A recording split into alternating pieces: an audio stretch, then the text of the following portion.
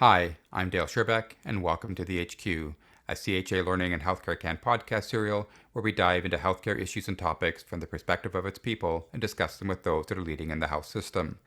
Together, we'll try to unpack these topics and learn what actions are being taken to innovatively solve them today. As we sit down to record today's episode, it is International Coaching Week, which is why we're going to focus on coaching. You may recall that on one of our first episodes of the HQ, I had the great pleasure to speak with Amanda Bjorn about what fundamentally is coaching and why is it important. Today's conversation is going to extend from that as I speak with two health leaders from Alberta Health Services, Canada's largest health system and organization, to discuss the role that coaching has and does play in the organizational development of AHS.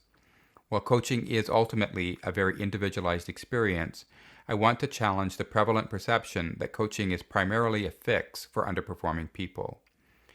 As you can read in a complimentary article I posted through as part of our CHA Learning page on LinkedIn this week, I can attest from my own organizational experience that coaching can also be a model for transforming and building teams. And it is my belief that it is also something an organization can do to prevent dysfunction and build function. You don't have to be in a crisis to administer this panacea. Rather, I would argue a healthy dose of team coaching will actually help you avoid a crisis of culture and people. And like a vaccine, it can actually build team resilience and strength to withstand future threats and stressors. To discuss this remarkable panacea that is coaching, I'm joined by two remarkable HR leaders from AHS's Talent Management Strategies Department who lead the Organizational Development Program and who are themselves coaches. First, let me introduce you to Vesna Kos, whose title is Senior Advisor, and who wholeheartedly believes in having a growth mindset and as such is another lifelong learner. She holds a Master of Business Administration degree and a graduate certificate in management from the Australian Institute of Business, as well as a leadership certificate from the University of Alberta. Specializing in leadership and team development, she has numerous certifications which I invite you to peruse in our show notes, all of which she uses in her coaching as well as the areas that she consults in, such as leadership and team effectiveness, courageous leadership, organizational culture and employee engagement, emotional intelligence, and leadership presence. As well, she has designations as an associate certified coach from the International Coaching Federation, a certified diversity coach, and is both a Team Coaching Foundation certified coach and a certified practitioner in systemic team coaching. I'm also pleased to be joined by Stevie Colvin, the Manager of Organizational Development at AHS. In this role, her primary focus is culture change. She claims her raison d'etre is giving rise to confident people and healthy organizations. A certified coach and adult educator, she holds a master's degree in leadership with a focus on resilience through profound change. Stevie is a member of both the International Coaching Federation and the Institute for Performance and Learning. Prior to working in talent management strategies, Stevie worked at the University Hospital in Edmonton and held a variety of roles, the most challenging being the leadership of the staffing office. She claims that it was that role that ignited her passion for leadership development. While work keeps her engaged, Stevie's family and personal pursuits keep her happy, and indeed, Stevie describes herself as a sister, a wife, a mother, grandmother, and a passionate leadership and organizational development specialist. She volunteers at Royal Roads University, coaching students, and spends as much time as possible with her grandchildren. Her favorite activities include backcountry hiking and camping, cross-country skiing, and sitting in the sunshine with a good book. So hi, Stevie and Vesna, and welcome to the HQ. Hi, Dale. Hi, Dale. Glad to be here. Yeah, thank you both for joining me today to share your wisdom and experience in coaching at AHS. So, Stevie, perhaps we can begin with that quote that I sort of threw in there in the introduction, and get what you have learned about coaching in your career, and in your view, why is it that coaching is a panacea for organizational development? Yeah, I just love that quote. I don't know where you got it. I truly do agree. Coaching is an amazing tool, a way of being that really influences the human capacity to learn at an exponential speed. I'll say that. So for Mm-hmm. me, and the reason behind that is coaching focuses on immediate and relevant concerns. It's problem solving focused, And solutions are identified by the person being coached. So, they're relevant, they're real, they're practical.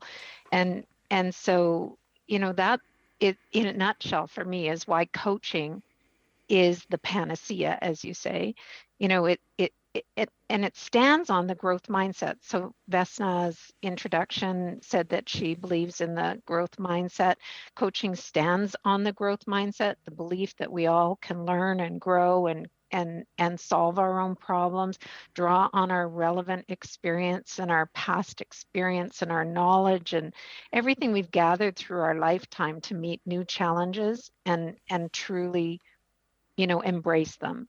And I think having a coach helps us see what perhaps we're struggling with seeing on our own. And for me, that's why it's such a powerful engagement. Yeah, and it makes sense because, if learning and problem solving are going to be, important competencies on almost every job description, right? So if you can help people to achieve those two things, they're going to be able to do so many other things with that as part of our organizational development. So Vesna, if I can turn it back to you, and so many of us hear about the need for developing a coaching culture. What does that mean to you, and what does a coaching culture look like? Yeah, I think that's a great question, Dale. Million dollar question if you ask me. For me, what does a coaching culture look like? What does that mean? I really see it as a way of building organizational transformation through conversation, through curiosity.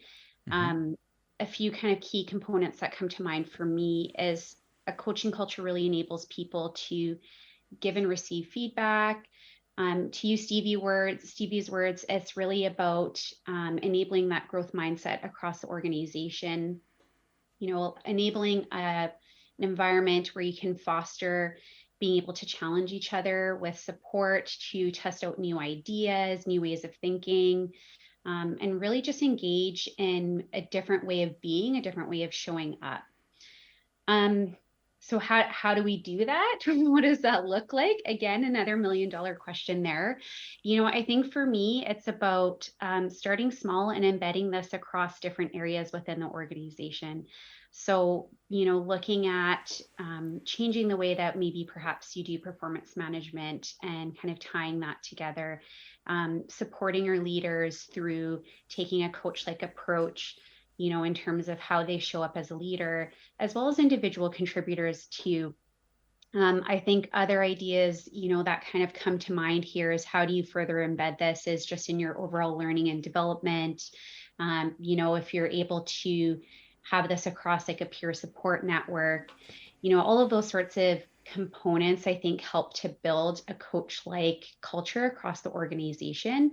But for me, it really just boils down to, being curious, showing up, being curious individuals, being curious leaders, and just really enabling that growth mindset across the organization.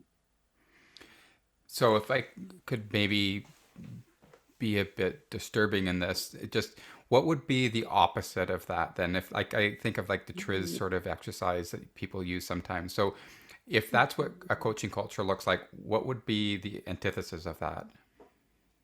Yeah, I think, to use those terms, the opposite would be fixed mindset. This is the way we do it. We're not going to do anything differently. We're not open to new ideas, new ways of being. Oftentimes, the opposite of being coach-like will be giving people the answers and not thinking that they're innately wise or they know what's the best approach themselves.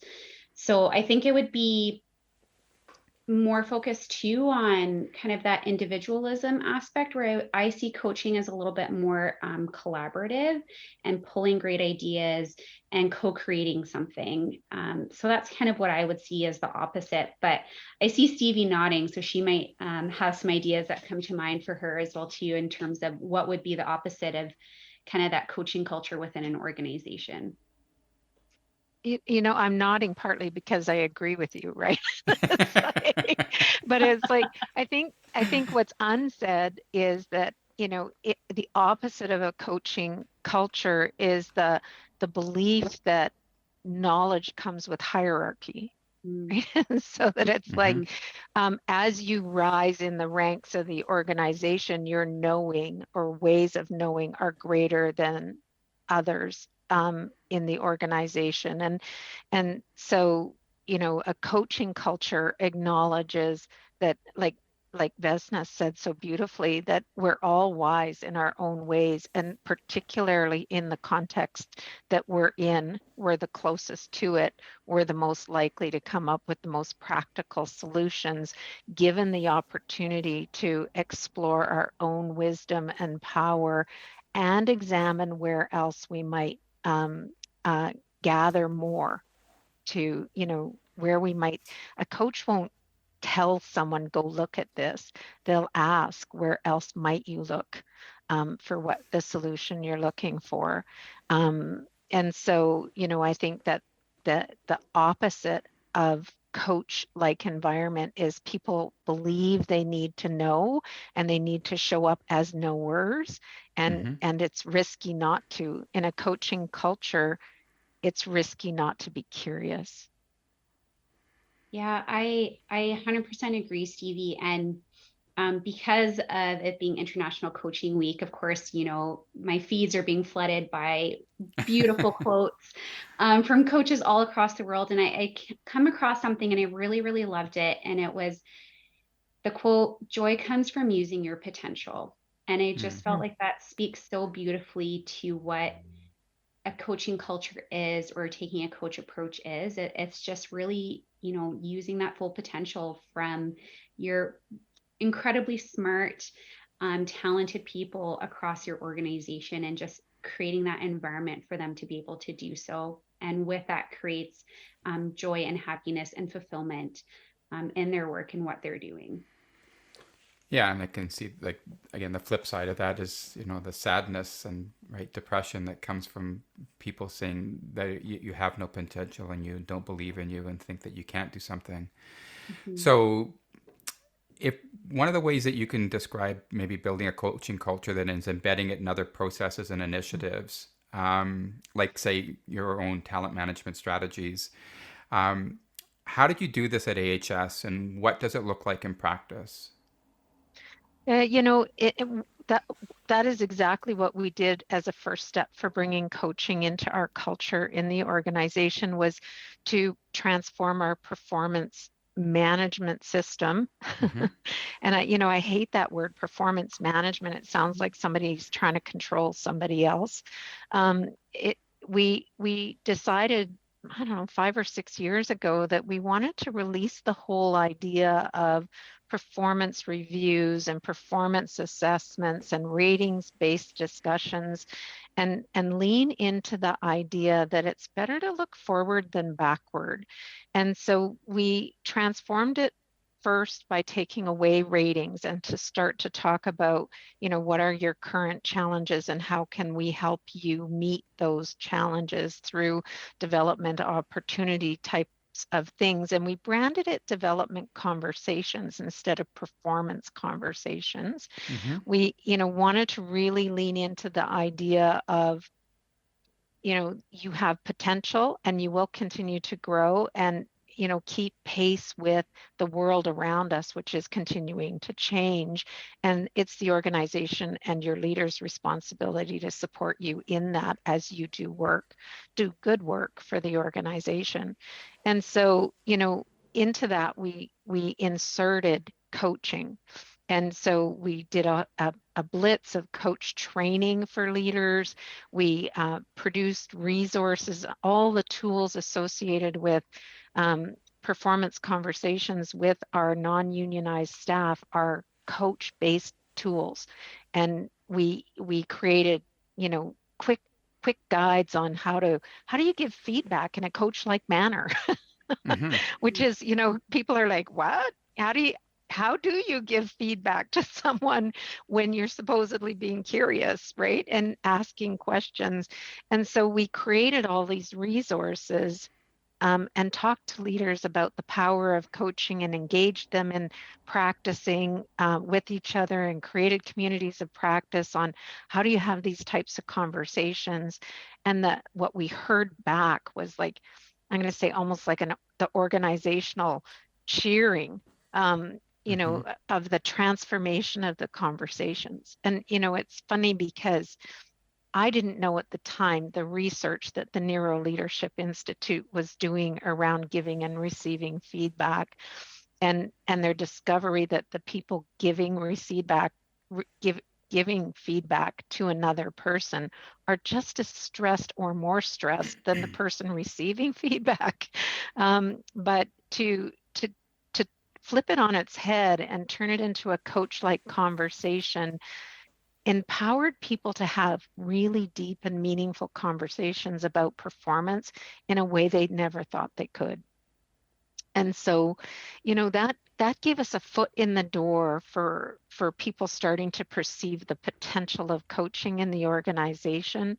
We've attached coaching to other talent management strategies like the L&D initiatives. I'm sorry, I used an acronym, like the learning and development initiatives. If we have long programs, we attach coaches to those programs, either peer coaching or leader coaching. Again, we teach people how to use those skills so that they can use them meaningfully to support the transfer of learning back to the workplace. And we're finding that because it's immediate, again, like the immediacy is so important to adult learners, because it's immediate and it's relevant and it works, people get excited about it. Yeah. Yeah, and I think some of what you're saying as well resonates just like just thinking of our public school system. I mean, if you ask any teacher what the worst part of their job is going to be, it's going to be report cards, right? And it's nice to get a report card, I guess, if you get all A's, because it does work for your self-esteem. But if you need improvement, right, it shuts the door on you, gives you a label and a letter, and it doesn't really help you to sort of to unlock that potential, I think, in what you're describing. And it's not that we're obviously treating our staff and our workforce as grade school students, right? But some of the same ideas, I think, obviously apply. 100%. Can I just jump in with that? Yeah. Like, oh my goodness, like you brought to mind a couple of things. So I don't know if you ever saw Marcus Buckingham talk about Strengths Finder, but he has this video on YouTube anybody can look up that is like, how many parents here have had a conversation with their kids about the B they got on their report card?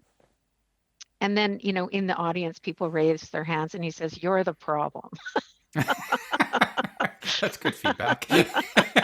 It's like, why aren't we talking to them about the A's they got? Right? Why aren't we celebrating their successes and their strengths? And that's not to say we don't want to talk about where we could grow, but that's feed forward instead of feedback. Well, bad on you, you got to be, or wow, if you wanted to do better in this area, here's some strategies you might engage in. Completely different reaction from the person receiving that information than if it's like the bad on you, right? It's like, wow, if I want to get better in that, which is a choice, then I might do this, which is also a choice. What else might I do? Right? Yeah. And then you're enabling that through the conversation. So coming to that leader who's providing that feedback, then Stevie, I know over the years, we've been both very interested in leadership development and how we do that. And I'm curious from your perspective, what the role of coaching plays in leadership development. From a competency perspective, what is the relationship between leading and coaching, and what's the difference between them? I almost think because you do know me, you're teasing me because it's like, really? Can you pick leadership and coaching apart? Like in my mind, I'm so steeped in the value of culture or of coaching that it's hard for me to say that one isn't the other. I think coaching is leading. I think it's a powerful form of leading and leadership. And that would fall under the banner of servant leadership if I were going to label it. Mm-hmm. But it's, I think that coaching is a service to someone. You're there as their thought partner, but they're leading the conversation. It's their agenda. You're supporting their active problem solving is the best way I can describe it. But a leader, in my mind, needs to be the same thing, in service of their team. If you think about it in competencies, you can say it's a leader's job to drive direction. Sure, set that like North Star and then lean into the people's wisdom on how to get there. You talk about what we need to achieve. You don't talk about how we need to achieve it. And you can take a coach approach to how we can get there. And so to me, they're intertwined, coaching and leading. Mm-hmm. And they are codependent, particularly in a world where, the workforce's expectations are changing around what they want from their leaders. They don't want top-down direction. They want to be seen, heard, and believed to be bringing value to the organization themselves. That's why they're there. They came to work with this organization for some reason. Mm-hmm. And so, and they brought all their skills, knowledge, and ability with them, and they want to use them. And like Vesna says, that's when people feel joy, is when they lean into their full potential. And when people are happy, let's just get real. Like when people are happy, they're more productive. So it's like Mhm. it's a win-win, right? Like if people are unhappy, if they're experiencing burnout, if they're disengaged, if they're frustrated with their leaders, the work isn't happening. The water cooler conversations are happening. And so, to me, they're connected, they're intertwined, and taking a coach approach not only empowers the leader, it empowers the people that they hope to support. Yeah, and I think the other part in terms of that productivity is, a leader is going to spend more time problem solving poor performance, and people are unhappy and under, right. So I think you end up exponentially increasing your resources, I guess, within a team in that space. Um, so Vesna, I mean, Mm. from what I'm hearing, then there's clearly a need for coaching. Okay, I'm not sure whether to build on what Stevie's been talking about, whether coaching and leadership are synonymous. Um, but I'll let you tease that one out maybe. But so if we still need coaching to be adopted as a leadership practice, is there still need then for formal coaching? So how might you respond to sort of that delineation or that more purist approach? Is coaching something you do with a coaching hat on, or is leading something different, or are they the same thing? Like what is, how does this play out? I'm gonna preface this with I'm completely biased being a coach. I think I see Stevie nodding, so I think she's in agreement here. Um, I think for me, what comes to mind is, there's not always a one size fits all approach for coaching. It's not coaching is just a coach approach. It's not coaching is just a formalized, one-to-one coaching session. Ultimately, we're talking about building and developing a coach like culture, taking a coach approach across the organization.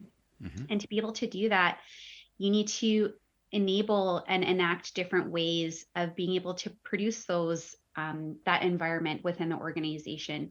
So having a coach approach with leaders is great because they're in contact with their individual contributors, their frontline workers.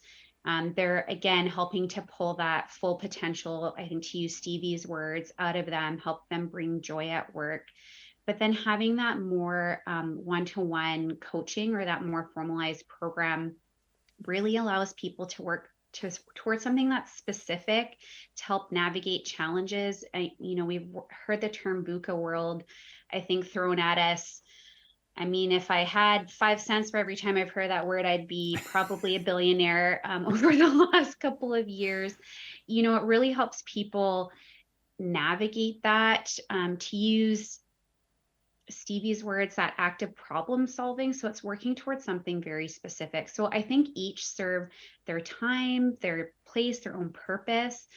And to me, and again, to use Stevie's words, she says this all the time, coaching is the magic bullet. I think her and I both agree to that we just really see it as something that just really helps to transform the organization, helps transform how people show up, how they are, enacting and reacting towards situations, and, their interactions with, whether it's patients, colleagues, their leaders, etc.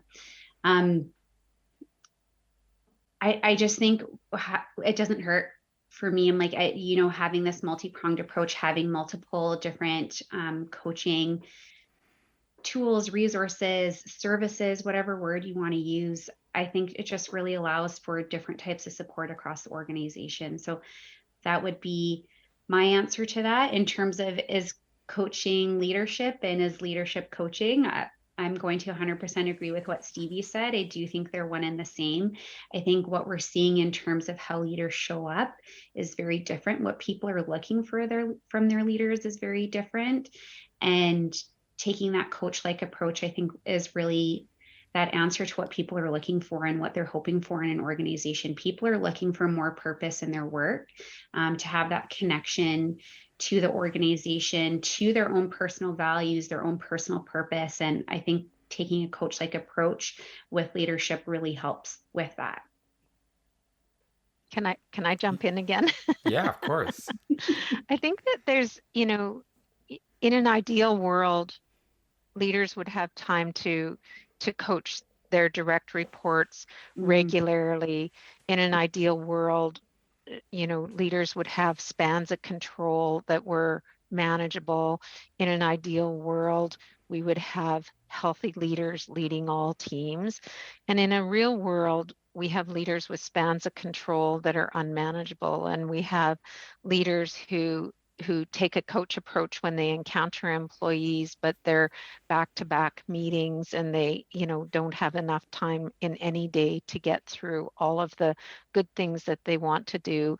And in the real world, we have some toxic leaders. So coaching as a standalone service for members of our workforces is a really important additional service beyond asking our leaders to take a coach approach.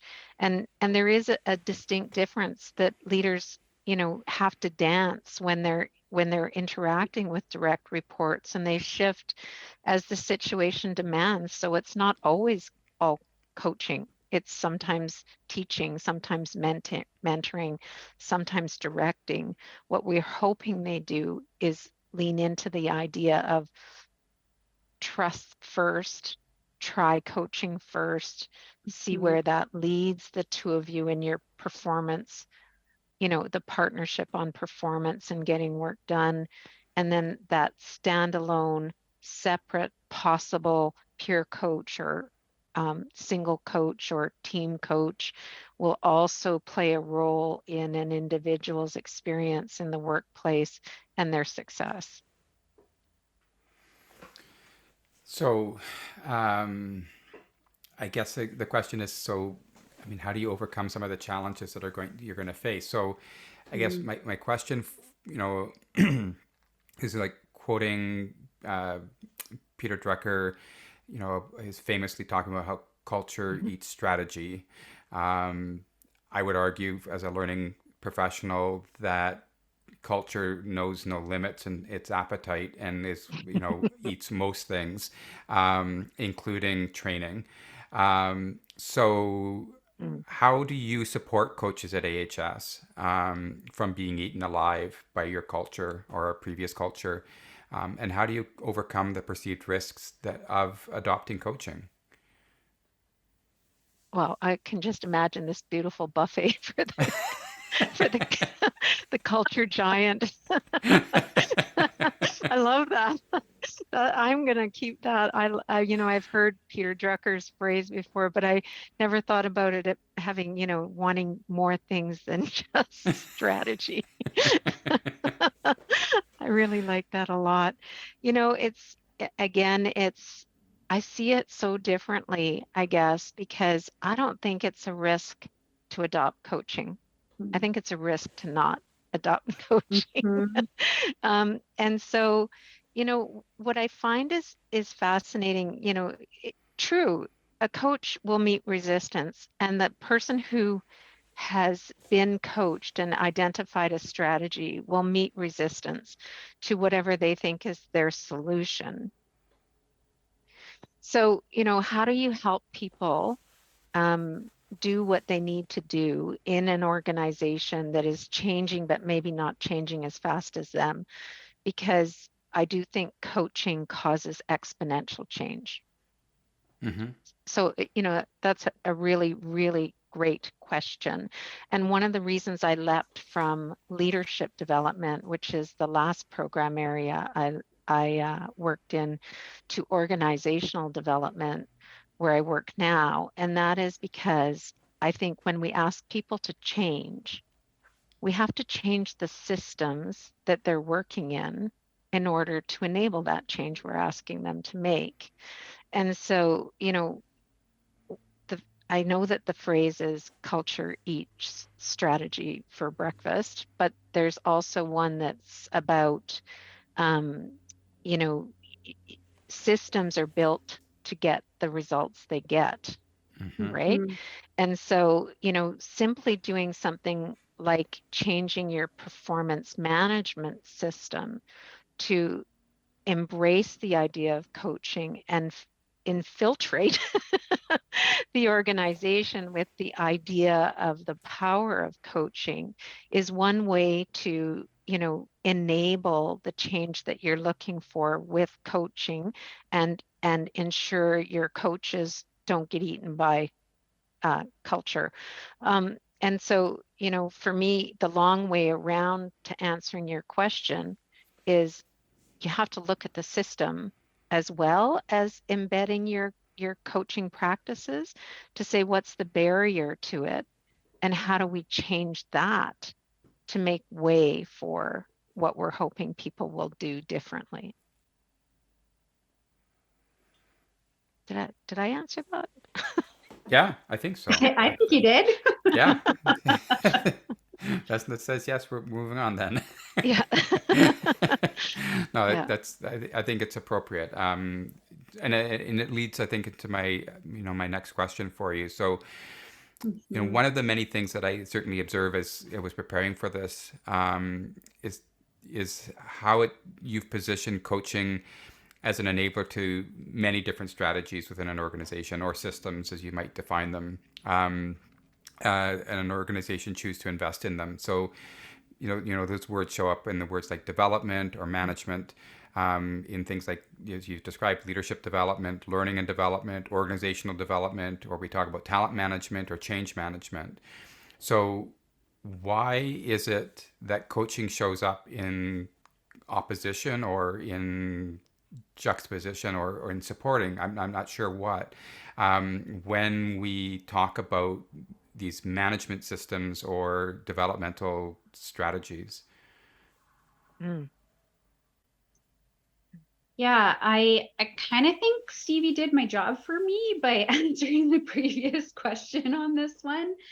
Um, I see oftentimes that the word coaching comes up in support of many of these things like talent management, change management, leadership development, all of those pieces and components, because I feel like it's something that can be used for that catalyst for change. Or Stevie, what did you say? It causes exponential change.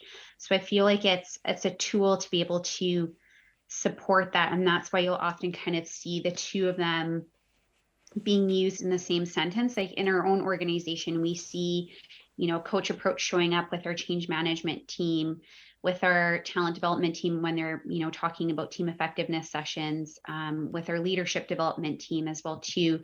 It comes up quite a bit. I think just because it is a way that can really help support those strategies, whatever objective or outcome that they're hoping to achieve, because coaching really talks about co-creation of something. So it really helps to support that. And it helps create that environment where those sorts of things like leadership development or change management can be achieved across the organization. That's kind of what comes to mind for me on that one. So Stevie, thank you again. You kind of did my job in terms of helping lead up to this question here. I'm just looking, Stevie, if you're going to add anything, but Nope. Nope. Okay. I know I'm like, I always want to jump in, right? So I can see why you're thinking that, but it's like, at the beginning you asked why it's a panacea. Well, you're starting to hear us say, it lends itself to supporting leadership. It lends itself to supporting learning. It lends itself to innovation. It lends itself to creativity. It lends itself to complexity. Because coaching isn't about knowing. Coaching is about exploring. And, we're in a place where we need to explore. We need to invest in rethinking everything we think we know and reimagining how it will enable us to proceed in such a like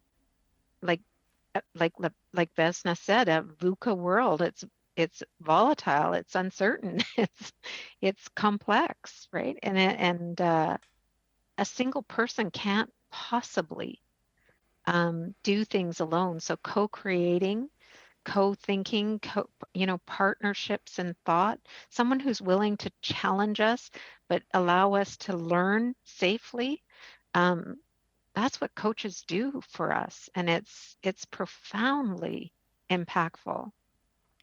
I've had coaching conversations where I've physically felt the insight besides the, the it's like in your brain is exploding. Oh my gosh, the curtain has been drawn back.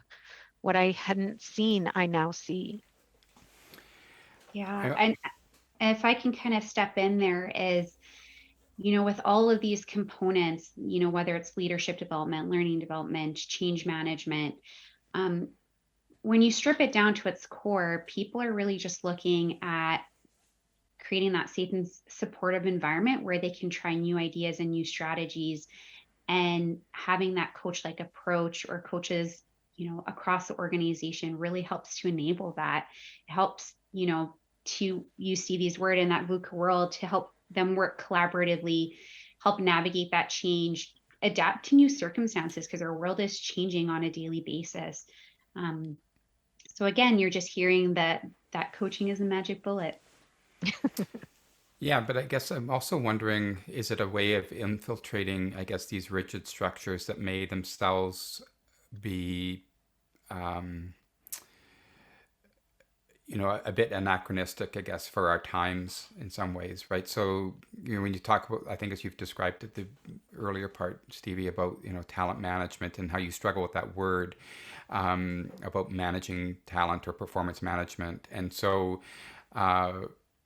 does the introduction of coaching in that space become almost an antidote, I guess, to the thing that might be, I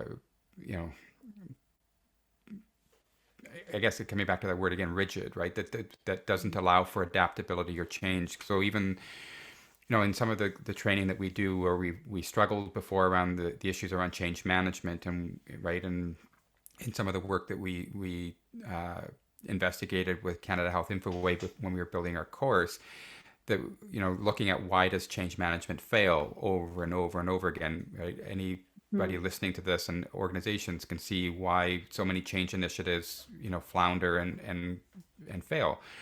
And what we were talking about was the failure of leadership in that space. That it was the absence of leadership that was necessary to make change management more, sticky and sustainable. So I'm wondering whether in some of these other spaces, whether it is in fact providing that scaffolding, I guess, for some other things to actually happen, whether it's the curiosity that you've described or relationships or probably lots of things, right? Because it is that panacea. But does that resonate as well, or? Yeah, you see us both nodding. Jump in, Yeah, Yeah, V. we're both I was just going to say, this nodding is a and in podcast, thought. so you're going to have to be Yeah, you verbal. have to use words. Jump in, V, Yes. and I'll follow you.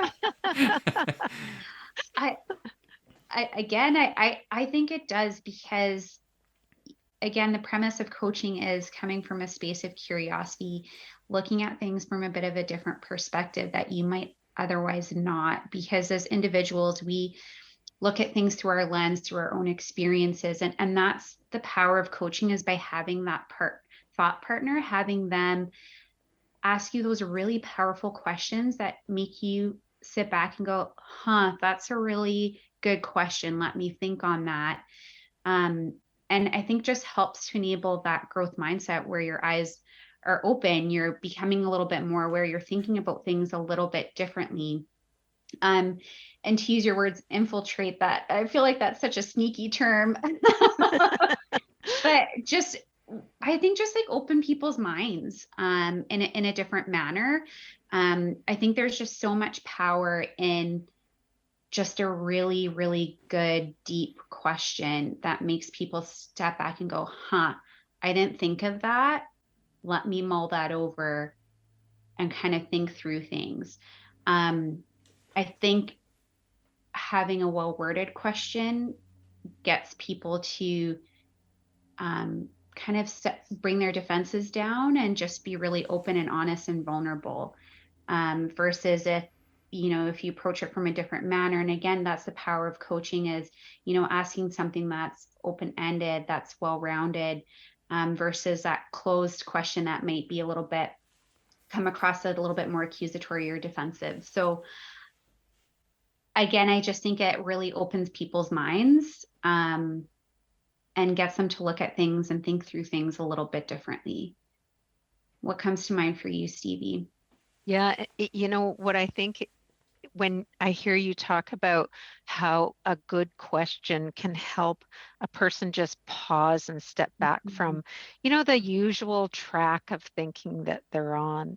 I think about how, the advantage of team coaching in that situation too, because, that we all dream of the ideal team that works like a well-oiled machine, and, but the risk in that is groupthink too, right? And so, a coach that comes into a space with a high performing team and they think that they know what they're doing and asks a question that has the group go, huh? Wait a second, let us think about that for a second. Is really powerful as well. So, we've talked a little bit about leaders taking a coach approach. We've talked a little bit about coaching as a distinct practice and a contracted relationship. But the idea of, coaching in groups or coaching through communities is another powerful way to help shift teams or organizations in a transformational way. Again, it's a bit disruptive, and it has the power to take the group to the next level of performance. I think about that arc for organizational development, right? Like there's that whole, it goes up and it's growing at this great rate. And suddenly, like this is my business school from a bazillion years ago. So I never really understood it well, but I remember the picture, there's this great curve and then it reaches a pinnacle and it will start to fall unless something happens. And I think that that's something that happens is that coachable moment Mm-hmm. It's that moment where a question is inserted in a powerful way that helps the group go, ah. And, and here we are in healthcare, and we all know we're struggling in healthcare in Canada. It's like we've got unprecedented, I hate that word so bad, numbers of people experiencing burnout. We're having struggles getting the workforce we need. We're working with the same old patterns we've been working on, advocating in the same old ways that we've been advocating. What question do we need to ask ourselves collectively to make a difference, to change the trajectory we're on? I think you summed up a coaching culture perfectly there, Stevie. What is that collective question we can ask ourselves? Yeah, and I think it's that the failure of that adoption curve, right? Is that's where the I think that's where the Drucker monster comes in, right? So it's so that is like that it's where that the change in culture, I think, is becomes more manifest, but it requires a deliberateness, I think, that you're describing. So in that context, then any sort of other words of advice to organizations that want to follow the models that you've been applying at AHS in terms of if they want to bring that coaching culture into their organization, where do they start? I mean, how do they build the business case for this? Well, and that's a fantastic question. So about 8 years ago, I think I sat down and wrote my version of how am I going to do this? um, and I took a very simplistic approach and, bucketed it in the categories that we've talked about, attach it to this talent management initiatives that we have going on in our organization, have distinct coaching practice available to people who need it, and like embedded in people's day-to-day accountabilities. And then let's see where this takes us. I would say that's the start, is like, think about what's the value. There's your business case. Pitch the value of it to whoever you need to sponsor you, and then think about where can you make inroads into the organization. Where's the organization ready for change? Like at Alberta Health Services, we were hearing constantly that our performance review processes were horrible. Managers hated them, employees hated them, HR hated them. Compliance was non-existent, and people walked away from their performance reviews, those who got them, feeling disheartened is the best word I can come up with. It's never good enough, right? And I'm marked on a bell curve, and like, what's the point of it all? And our leaders were discouraged as well because it wasn't getting the results that it's supposed to get, is like people performing better, right? Doing more with less, More and happiness. working smarter, not harder, and all of those things, right? And so, our organization was so ready for something different there. And so we seized that opportunity. And I would say, what's the pinch point wherever you are, where coaching can make enough of a difference that people turn and go, what is this thing coaching? Why is it working here? And how can we use it? Because then you can really get into a conversation about all the ways you're imagining using it. Mm-hmm. Yeah. Yeah, so attach it to something else, I guess, that you're looking to change in that space, and Yeah. and then let it manipulate, infiltrate, right, work Mm-hmm. its way, Yeah. into the system in a positive way. Mm-hmm. Mm-hmm. Yeah, I think Stevie will be the one to attest to. It's about those small steps over time, and building that traction, through your sponsors, through influencers across the organization, through attaching it to something like leadership development program, and then being able to show its value and impact as well too, and then continuing to build and build and build. Something like this takes time. It's not going to happen overnight. It won't be, in 6 months from now, huzzah, we have a coaching culture. I mean, it'd be great if it worked that way. We know with any shift within an organization, it takes time, it takes effort. You're slowly chipping away at it. Slowly, I feel like the word of the day is infiltrating. Mhm. Slowly infiltrating or building traction and just, continuing to build on that and make headway on things and just chipping away over time. Stevie said this was 8 years in the making, so it requires some patience and persistence as well too around this. So, I mean, I talked about it the outset of the introduction, right? How this can sort of, as a panacea, can also sort of work as a vaccine, I guess, in terms of hardening, I guess, organizations, teams, cultures to other kinds of stressors. So I'll preface, like, I know AHS is a huge organization, and you're far from, right, like, it's you have lots of different organizations in some respects in terms of how you cover the whole province and over 100,000 employees. So I don't want to say that, you probably have pockets where it works better than others, and realistically it's not everywhere. But how did you see AHS, covering it with that blank brush, withstand the pandemic and the stressors of COVID? Um, and I'm coming back to certainly concepts at the beginning. We were talking about that sort of in that TRIZ sort of way. I mean, the one word you didn't use was command and control, but that's certainly what I was thinking. Mm. And obviously, we employed that for good reasons in many organizations during a moment of crisis. But for some, it was old hat before the crisis, and so for others, it's continued on afterwards. So, how did you see, I guess, your coaching culture sort of manifest itself in the context of those kinds of changes or pressures, on leadership and people during the pandemic?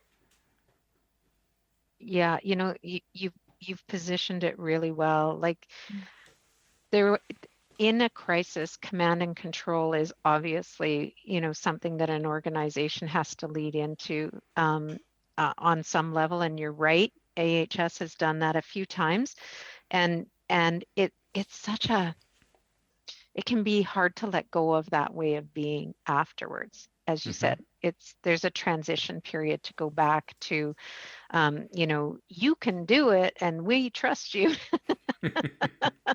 Especially when, I want to acknowledge that the healthcare workforce is experiencing higher than normal proportions of burnout. So, Mhm. you have to think about what's going on in an organization before you push that you are fully functioning, and, wholly capable of fixing this, whatever this is. But I will say, just pre-pandemic, we were completely blind to the fact that we were about to have a pandemic. We launched a in-house coaching pilot, so offering a cadre of coaches to leaders in the organization who could, tap into coaching relationships, and it just turned out that started, January of 2019. And so we were able to continue to offer coaching services through the pandemic with that coaching bench.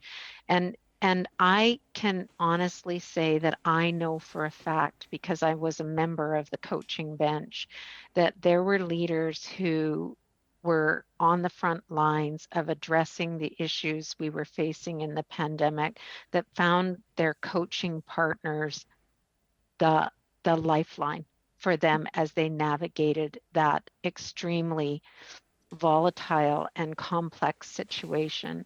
And so, that's one way that coaching did support our organization during the pandemic. And since then, we still have coaching available to our leaders through this pilot that is about to convert into a program, and stand up and be more accessible to more people in the organization. And it's still being utilized. And part of that is for leaders who are struggling with the impact on their self-confidence. They're Mhm. coming to the coaching and saying, this was a tough experience for me. I had to make ethical decisions that I'm struggling with to this date. And, while coaches are not counselors, and coaches will redirect clients at the appropriate times, sometimes it's about examining how do you step forward from that and Mhm. leverage that experience to be a better leader in the future. So I wear rose-colored glasses, but Maya Angelou said, be the best you can be until you can be better and then do better, right? And so, I think coaching is one way to help people do better. And we were lucky enough, as I said, to have an in-house coaching bench set up just before the pandemic happened. That is pure luck. But it was a powerful tool in our organization during and since that time. Thank you, Stevie. That's a powerful story, and I think a great example in terms of the lasting legacy of things of the investment that you've made. So, certainly the pandemic has given us lots of overused words. You've given us VUCA. We started with pivot. We've had crisis as a horrible thing to waste, right? Um, it's now giving us transformation, and so coming back sort of full circle to the conversation, and in the climate that we're in right now, what is the elevator pitch for why we need coaching now as we embark on a system rethink? Start talking about true transformation. Why now? Why coaching? Either of you. 30 seconds. 30 seconds. Oh, no pressure.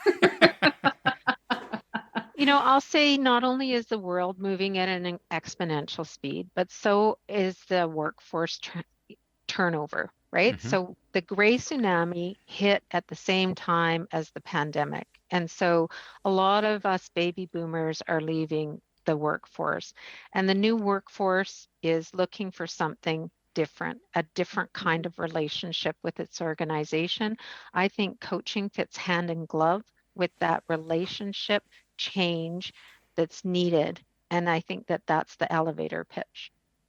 Yeah, not bad. Yeah, Vesna. I 100% agree, Stevie. What organizations are experiencing across the board, whether it's healthcare or not, is a focus on both recruitment and retention. It's the first time I know in my career that the employee is kind of in the hot seat and can pick and choose where they want to go now. And by providing opportunities like this, it really provides that time and space that people are looking for, that different way of being, that connection to purpose and feeling like you're a part of something bigger and that you can provide your own thoughts or ideas or perspective, but then also providing supports to help navigate the complexity of our world and the changes that we're experiencing on a daily basis. And I just think having coaching provides that. And so why coaching, why now? That would be my pitch. And I would also say, why not? Just to add fuel to the fire.